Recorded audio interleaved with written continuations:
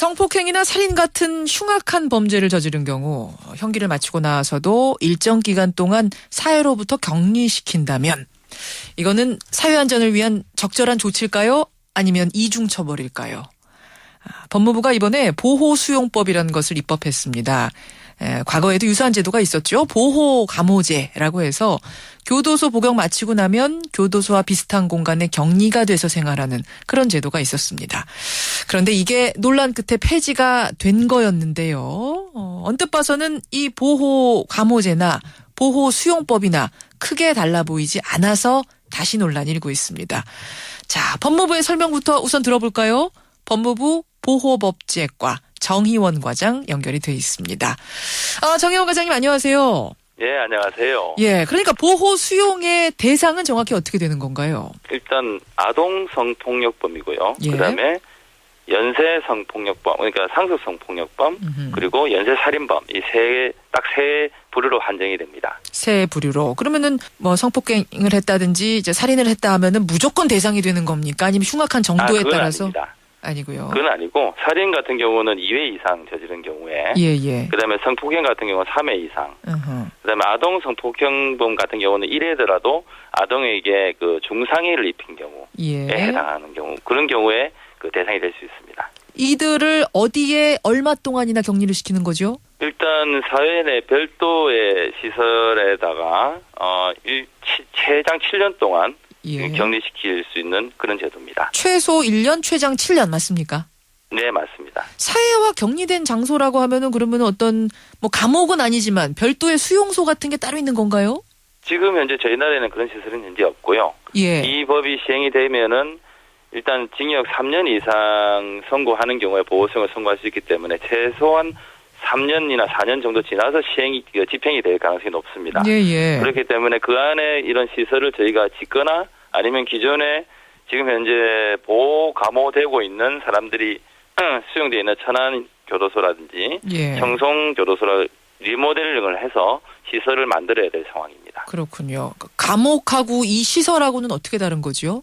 저희가 도입하는 보호수용제도는 일단 1인 1실이 원칙입니다. 예. 그리고 그 서신이나 그다음에 전화, 접견은 무제한 자유입니다. 자유롭게 하루에 제한이 없습니다. 예. 그리고 시설 내에서 이렇게 자유롭게 돌아다니면서 취미생활 즐길 수 있는 공간을 마련해 두고 그다음에 일단 그 강제 노역을 하지 않고 외부 자기가 신청을 해서 작업을 하는 경우에는 최저 월급까지도 지급하는 그런 내용으로 구성되어 있습니다. 그렇지만 그 보호 시설 밖을 나갈 때는 다 허가도 받아야 하고 뭐 자유롭게 왔다 갔다 할 수는 없는 거죠? 자유롭게 왔다 갈 수는 없는 대신에 그런 자유를 제한하는 대신에 많은 처우를 개선하는 그런 제도를 도입한 겁니다. 예, 이 보호 수용제가 필요한 이유, 다시 도입해야 되는 이유는 뭔가요? 네네. 일단 안전한 사회, 아동이나 여성이 안전한 사회를 만들어야 된다. 그런 필요성에서 이런 외국 제도를 한번 살펴보니까 독일이나 프랑스, 그다음에 스위스, 오스트리아 이런 그 유럽 선진국에서는 이런 보호 수용 제도를 다 도입을 하고 시행을 하고 있습니다. 그런데 이미 과거에 보호 감호제가 있다가 이게 사라졌을 때 그 이유가 뭐였는고 하니 그곳에서 자행되던 엄청난 가혹 행위들이 있었고 그 문제가 하나 있었고 또 한 가지 문제는 이미 징역을 살고 나온 사람들을 또 격리시킨다는 건 이건 이중 처벌 아니냐. 도대체 어떤 잣대로 이들을 또다시 감옥에 격리시킬 근거가 있느냐. 이 두 가지가 가장 큰 논란이었거든요. 어떻습니까? 일단 옛날 보호감호 시에는 형집행법을 준용하게 돼 있었습니다. 그래서 교도소 수용된 사람들에 해당되는 형집행법을 그대로 준용을 하다 보니까 처우나 대우가 많이 좀 열악했었고 그 당시에는 또 절도나 사기 등 이런 단순 재산범도 포함되어 있었습니다. 그러니까 사람들이 많이 포함되어 있어가지고 이게 좀 너무 인권 침해 요소가 많지 않느냐는 논란이 있었거든요.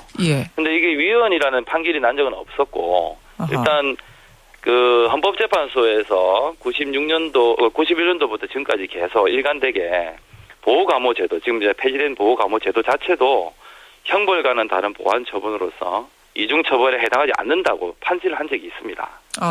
그리고 지금도 계속 합헌으로 지금 계속 결정을 하고 있고요. 헌법소원을 내고 있거든요, 계속. 기본적으로는 위헌이 아니다. 법적으로 문제가 없다는 네. 말씀이시고요. 이중처벌 금지에 해당하지 않는다고 이렇게 판시를 명시했습니다. 예, 그 인권 침해 요소는 그때와는 분명히 네. 다른 보호 시설이 될 것이다. 이런 말씀이신 거예요. 저희도 이제 그때 인권 침해 지적을 받았던 부분에 대해서 아까 일단 이 사람들은 형을 산 사람들이기 때문에 예. 그런데도 불구하고 사회 안 내보는 건 자유를 좀 제한한 상황이거든요. 음흠. 그 자유 제한의 대가로서 우리가 할 수 있는 게 이 사람들의 이제 주거 일단 잠자고 할 수 있는 음식까지도 저희가 마련을 하고 예. 원하면은 직장까지 구해주면서 이렇게 최저임금도 지급을 하면서 단지 그 사회에 나가서 밤늦게라든지 이렇게 사회에 나가서 활동을 못하는 제한을 하는 겁니다. 그런데요, 그리고 과장님. 아까, 생각해보면요. 네. 이게 이분들, 이 네. 사람들이 이거 교도소에서 나와서 사회에 나가서 또 재범을 할까봐 격리를 시키는 건데 평생 네. 격리시키지 않는 이상 최소 1년에서 7년 동안 격리시킨다는 게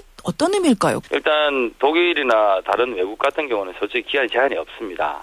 보호수용 제도에 대해서. 예. 그런데 저희가 예전에 사회보호법 자체 보호 감호가 7년이었습니다. 한계가. 예. 그런데 저희가 여기서 지금 7년 이상으로 규정하는 거는 솔직히 부담을 느꼈고요. 음흠. 무제한을 한다는 아까 그 말씀대로 하려면 무제한해야 되지 않느냐는 의견이 있을 수 있는데 그리고 일단 지금 이제 많은 그 사회와 제사회와 교육 프로그램이 많이 개발되고 있습니다. 예. 외국도 그렇고 우리나라도 그렇고 그 7년 동안 일단 하면서 저희가 충분히 제사회를 해보겠다, 노력을 하겠다는 그런 내용입니다. 재사회화를 함께 네. 하겠다. 그러니까 단순히 네, 그렇습니다. 격리만 하는 게 아니다. 그렇죠.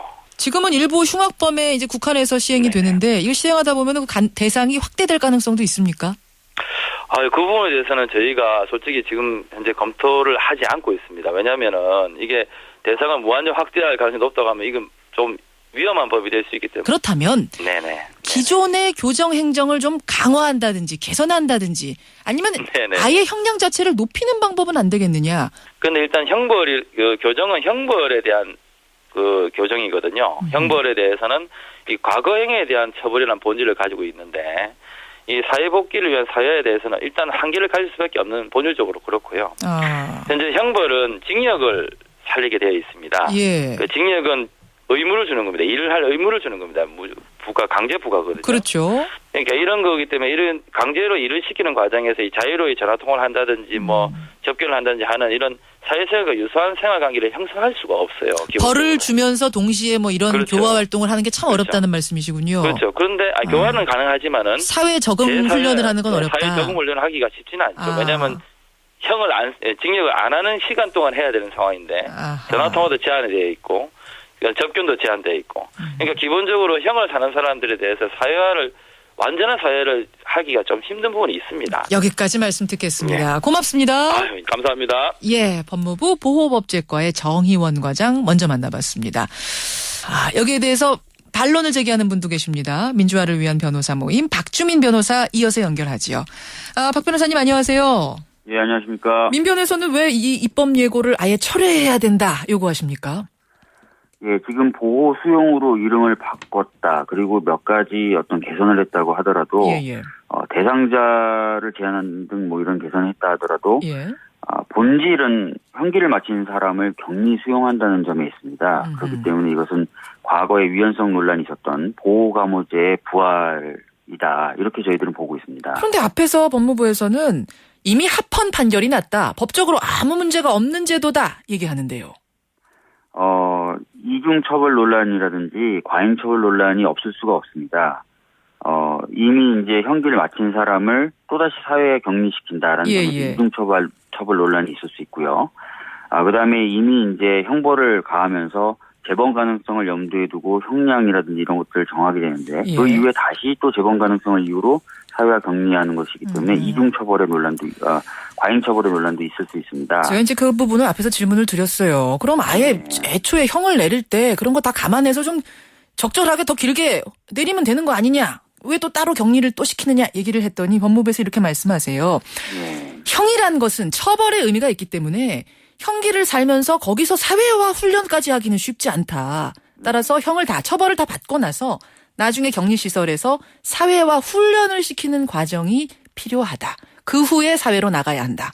어떻게 생각하세요? 현대의 어떤 형벌의 목적은 처벌 또는 복수 이런 것이 목적이 아니라 사실은 교화에 있습니다. 그렇기 때문에 지금 말씀하신 것처럼 지금의 처벌은 교화에는 부적절하다라고 얘기한다면은 예. 사실은 현대에서의 어떤 처벌의 이념 여기에 상당히 벗어난 말씀이시거든요. 그래서 애초부터 이 처벌 자체를 교화에 맞게 좀 바꾸는 것들을 오히려 노력을 해야지 처벌은 처벌대로 하고 또 예. 처벌은 교화에는 부적절하니까 다시 교화를 위한 뭔가를 더 얻는 그런 방식으로 자꾸 사고를 하시게 된다면은 오히려 이제 아까 말씀드렸던 이중처벌이나 과잉처벌 논란이 거세질 것으로 생각됩니다. 근데 앞에서는 교화라는 말을 안 쓰시더라고요. 제가 이제 교화에 대해 이야기를 했더니 교화는 형기 중에 할 수 있는데 감옥에서도 할 수 있는데 재사회와 사회 적응 훈련은 못한다. 이렇게 얘기하시는데 그게 두 개가 좀 다른 건가요? 아닙니다. 사실상 교화라고 얘기하는 것은 어떤 범죄자로 하여금 다시 범죄를 저지르지 않게 하는 것들, 그것이 교화인데요. 그 교화의 내용 중에 하나는 사회에 제대로 복귀하는 것, 이 내용이 포함되어 있습니다. 교화 안에는 사회 적응 훈련도 들어가 있는 의미다. 그러니까 두 쪽이 좀 바라보는 게 좀 다르네요. 예. 네, 이것을 구분해서 생각하는 것은 상당히 좀 기계적인 사고일 수 있다라고 생각합니다. 네. 알겠습니다. 해외에서는 어떻게 하나요? 독일이라든지 프랑스, 스위스 같은 데서는 이런 제도를 갖고 있는 것으로 알려져 있습니다. 그렇지만 이 나라들에서도 이 제도가 아무런 어떤 논란 없이 운영되는 건 아니고요. 독일 같은 경우에도 2011년도에 유럽인권재판소에서 보호수용제도에 대해서 유럽인권조약에 위반됐다라는 판단을 받은 바가 있습니다. 그만큼 다른 나라에서도 위헌 시비는 계속 있었던 제도입니다. 근데 법무부에서 사실은 가장 힘을 얻는 부분은 국민 여론입니다. 지금 청취자들 문자도 많이 들어옵니다마는 5180님, 4682님 모두 다 찬성하신다고 말씀을 하세요. 왜냐하면 국민들이 지금 흉악범죄가 이렇게 늘어나는 마당에 불안함 느끼는 건 사실이고 그렇다면 어떻게든 좀 이 사람들을 더 완벽하게 사회화시켜서 사회 훈련시켜서 사회로 내보내는 게 필요하지 않겠느냐 이런 생각들을 여론이 한다는 건데 국민이 한다는 건데 그건 어떻게 보세요? 일단 국민분들의 불안감 이해 못할 바는 아닙니다. 그런데 그런 국민분들의 불안감을 잠재우기 위해서 유기징역의 상한을 확대하고 전자발찌 제도를 도입하고 그다음에 화학적 거세, 성폭행범의 신상공개라든지 여러 가지 제도들이 지금 막 쏟아지고 있습니다. 예. 너무 지나치게 이제 그런 식으로 형벌 위주로 지금 가고 있다라는 경계심을 가져야 될 것 같고요. 이렇게 지나치게 형벌 위주로 가게 되면은 이 사회가 공동체로서 어떤 문제를 대응하고 해결하고 범죄도 마찬가지입니다. 예. 그런 쪽에 눈길 돌리는 것보다는 범죄자들을 굉장히 특이한 사람으로 여기면서 그 사람들 배제하는 쪽에 집중하게 됩니다. 그렇기 때문에 전반적으로 사회의 어떤 공동체성 이런 것들이 약화되고 또 인권에 대한 존중 이런 부분이 이제 훼손될 수가 있습니다. 그래서 신중을 기해야 될 필요가 있습니다. 예, 장기적으로 좀 보자는 말씀이신 거죠. 그러니까 맞습니다. 단기적인 효과는 있을지 몰라도 장기적으로는 사회가 굉장히 더 안 좋은 쪽으로 갈 수도 있다는 말씀이신데 그러면 우리 박주현 변호사는 정부가 이런 제도들을 좀 강화된 범죄자들에 대한 이런 강화된 제도를 도입하려는데 어떤 이유들이 깔려 있다고 보시는 거예요? 기본적으로 최근에 어떤 사회적인 추세가 어떤 사회의 공동체성을 강조하기보다는 각 개인에게 모든 책임을 돌리는 그런 경향으로 흘러가고 있습니다. 그래서 성적이 나쁜 사람이라든지 또는 어떤 범죄자들이라든지 또는 경쟁에서 도태되는 사람들을 전부 그 각 개인이 다 책임져야 된다라는 식으로 가고 있습니다. 이런 철학적 기반에서 봤을 때는 최근에 나오고 있는 이런 강성 형벌들이 다 당연시 되는데요. 그런 것보다는 사회 공동체가 뭔가를 같이 책임지고 하는 쪽으로 좀 가야 될 필요가 있는데 하여튼 최근에 어떤 정부라든지 또는 어떤 사회 문화가 각 개인이 다 책임을 져야 된다는 식으로 흘러가고 있는 것 이런 것들이 그 원인이 되고 있다고 생각합니다. 그것이 우려스럽다는 말씀까지 양쪽의 의견 들었습니다. 박 변호사님 고맙습니다. 예, 감사합니다. 보호 수용제 여러분은 어떻게 생각하십니까?